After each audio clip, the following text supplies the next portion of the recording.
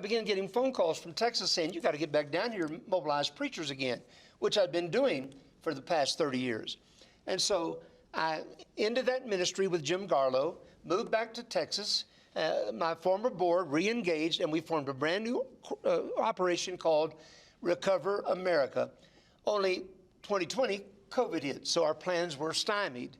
So instead, we began preparing, but we ran into school board races.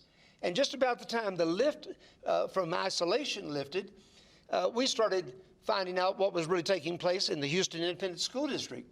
I called my first meeting of pastors in my home in August of this past year, laid out a plan for taking over the Houston School Board like we had Pearland, and the response was, can't be done. In fact, some of the leading pastors said, no way. I then found out, by the way, Houston is the largest school district in Texas, 7th largest in America, 200,000 plus students. But Cy-Fair, a suburb of Houston, is the 3rd largest with 160,000 students, and they had a school board race. What one of my staff members started doing is looking at the websites. You don't just look at the websites, folks. Follow the links, and you'll find out what's really going on.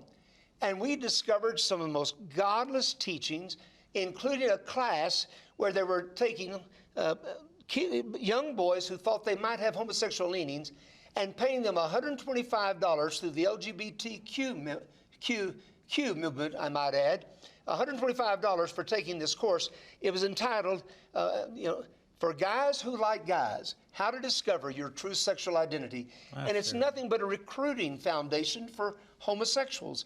And so I started showing this to small groups of parents, larger groups of parents, started holding forums around Texas, around Houston.